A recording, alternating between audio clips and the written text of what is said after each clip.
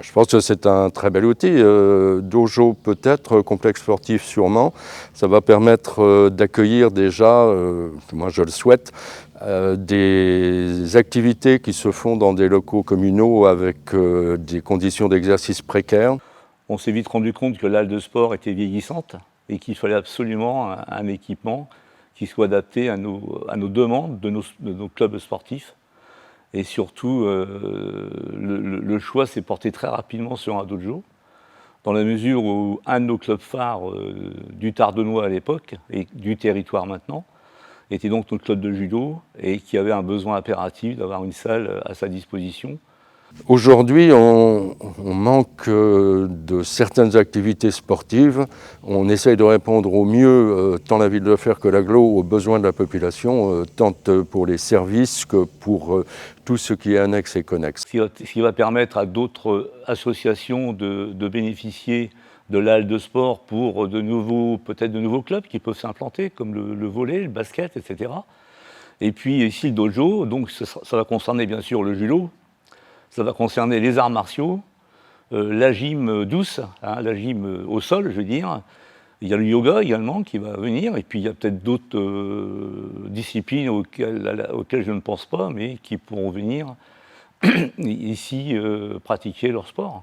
Ça nous permettra ensemble d'être associés dans des événements qui vont être fichtrement intéressants et qui vont faire parler de nos communes et de nos collectivités.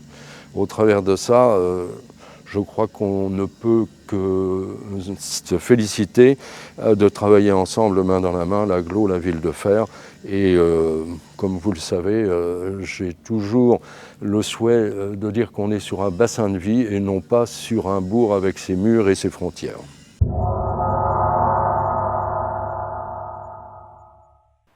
Mais tout d'abord, il a fallu établir un programme qu'on a fait en lien avec les différents acteurs, et notamment la Fédération française de judo, qui est un acteur essentiel.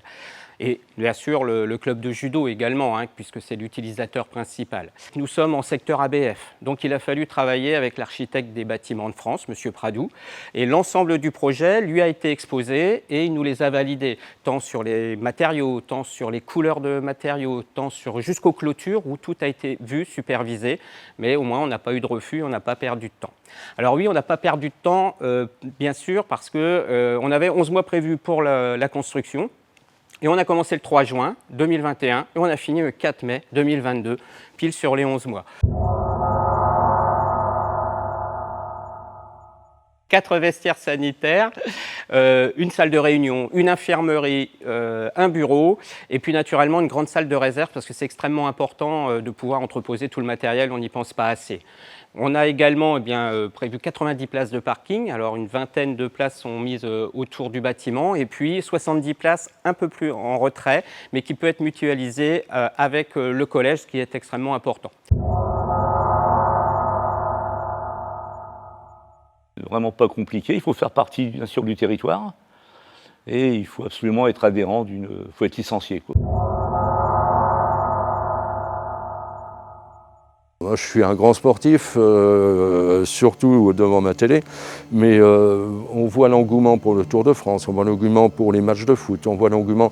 Tout le monde a un petit peu ce côté patriote, ce côté gaulois, de prendre, que ce soit dans le sport, que ce soit dans la culture, qu'il s'agisse d'un événement comme un match de foot, de prendre pour soi et d'être fier de ce que se représente cette coupe ou cette façon de gagner un sport.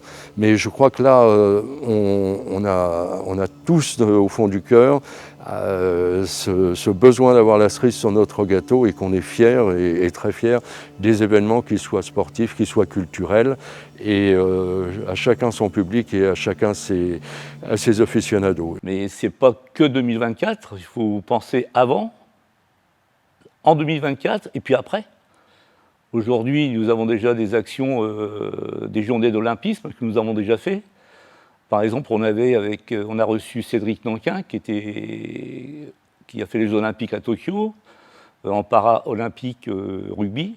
Depuis d'ailleurs, je précise, champion d'Europe il y a quelques mois. Et on a fait une journée donc pré-olympique dans des écoles du territoire, où vraiment on a été reçus par les élèves. Les élèves m'ont bluffé parce qu'ils ont posé des questions, ils avaient fait des dessins, ils avaient fait formidable, franchement. Puis leurs bravos enseignants qui avaient vraiment joué le jeu. La journée de l'olympisme, qui ont eu lieu à Courtemont-Varennes et à Fère en Tardenois, il faut savoir qu'il y a eu quand même 1400 élèves sur 2 jours à la journée de l'olympisme. Beaucoup de réunions de chantier, donc on a travaillé beaucoup en amont de façon à évacuer les différents problèmes avec les archis et puis avec les entreprises. Donc on est resté dans le temps prévu, sans problème, et également, un point extrêmement important, on est resté dans l'enveloppe budgétaire, ce qui n'est pas neutre. Une double maîtrise d'œuvre, parce que la construction d'un bâtiment et puis la création de voies et réseaux sont 2 métiers complètement différents. Donc là, on a pris un architecte pour la construction du dojo, donc qui est le cabinet 5.5 Architecture, donc c'est monsieur Pierre Duhan, qui en fut le maître d'œuvre, qui a créé cette réalisation. Et puis nous avons pris un bureau d'études actionnaire pour le VRD, qui est donc le bureau d'études ECA, nous avons travaillé avec monsieur Guillaume Danel. Je pense qu'un outil comme le dojo actuel ne peut que faire venir de nouveaux jeunes pour licencier dans les clubs. On en a perdu beaucoup avec la crise du Covid, il faut les faire revenir. Et avec un outil comme ça peut que les faire venir, et même les parents ne peuvent qu'inciter leurs enfants à faire du sport. C'est que pour notre jeunesse, c'est formidable d'avoir un outil comme ça. Pour l'agglo aussi, je pense que c'est valorisant. Et puis maintenant, je dis qu'on n'a plus qu'à former nos jeunes et puis à les faire aimer le sport en général.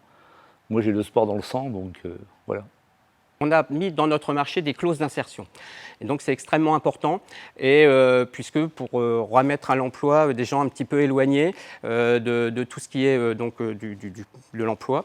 Et donc c'est presque 1400 heures qui ont été réalisées sur l'ensemble des lots, et ce qui nous permet éventuellement de recréer des vocations, et par moments ça arrive même jusqu'à l'embauche de personnel.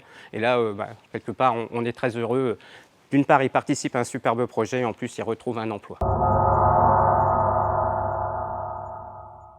Donc l'ensemble de ce projet, c'est à peu près 2 millions d'euros hors taxes, mais avec des subventions à hauteur de 80%. Et là, on remercie nos financeurs, notamment l'État, puisqu'ils ont financé à hauteur de 44%, le conseil départemental 30%, et puis le conseil régional à hauteur de 6%. Donc, ce qui nous fait 80%, le maximum de subventions possible à obtenir pour ce genre d'équipement. On les remercie beaucoup, ils ont cru en notre projet, on est très fiers de pouvoir leur montrer également aujourd'hui.